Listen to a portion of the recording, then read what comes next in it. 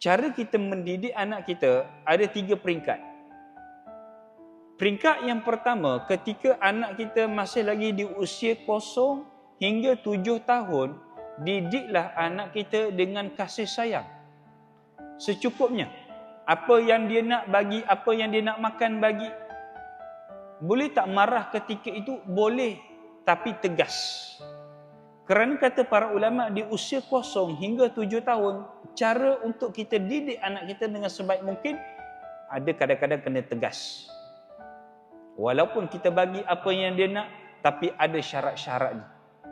Apabila anak dah capai usia 8 hingga 14 tahun, 8 hingga 14 tahun, usia ini usia yang paling baik untuk kita create anak kita ni nak jadi seperti apa. Seumpama kita nakkan anak kita menjadi seorang agamawan, so daripada 8 hingga 14 tahun kita didik anak kita macam mana nak jadi agamawan.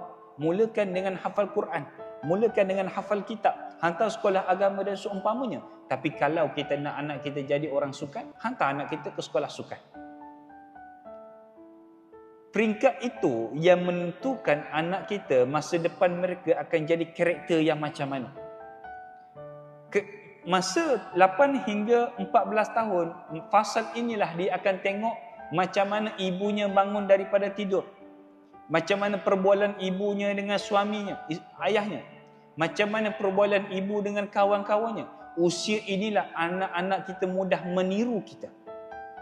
Macam mana ibunya sidai pakaian, bagaimana ibunya membuang sampah, dia akan tengok dan dia akan perhatikan.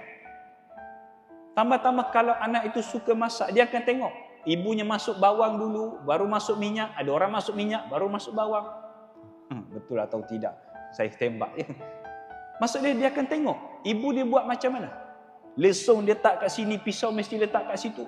Bila dia dewasa, dia akan buat perkara yang sama. Sebab memori di usia 7 hingga 14 tahun, memori yang sangat kuat. Dia akan ingat mak dia pernah masak begini. Sebab itulah kata para ulama, usia itu kalaulah kita menunjukkan satu karakter yang tak bagus di hadapan anak kita, benda itu akan jadi memori dan dia akan ingat sampai bila-bila. Walaupun sekali sahaja kita tunjuk perangai yang macam tu, sampai bila-bila dia akan ingat. Samalah kita kalau nak bergaduh di antara suami dan isteri di depan anak, jangan gaduh depan anak-anak. Sebab mereka akan ingat peristiwa itu. Ustaz, saya gaduh dengan suami saya sekali je. Sekali itulah mereka akan ingat dan memori itu mereka akan bawa sampai ke besar. Sebab usia itu, apa sahaja yang kita bagi kepada anak kita senang dan mudah untuk mereka hafal. Cadangan saya, hafallah Quran dahulu.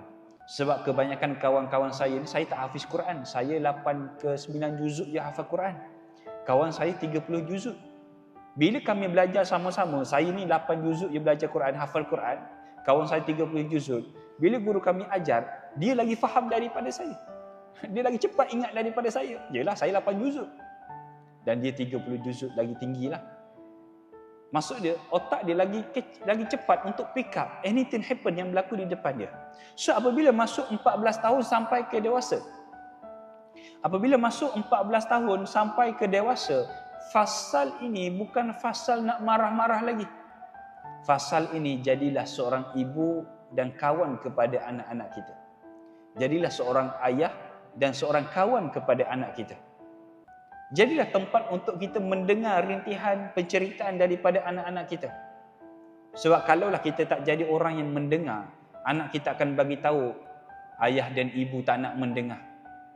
Tak nak dengar cerita daripadaku, maka dia akan cari orang yang ketiga untuk diceritakan. Dia akan cari orang yang ketiga untuk diceritakan. Dan orang ketiga sudah tentu berlainan jantina.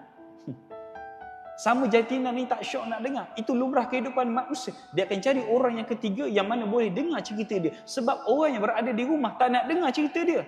So dia akan cari orang yang ketiga untuk mencari siapa yang boleh dengar cerita-cerita daripada dia. Disebabkan itulah anak kita banyak rahsia daripada kita. Sebab di usia 14 tahun ni, kita separatkan, kita buat satu gap, kamu anak dan aku ibu.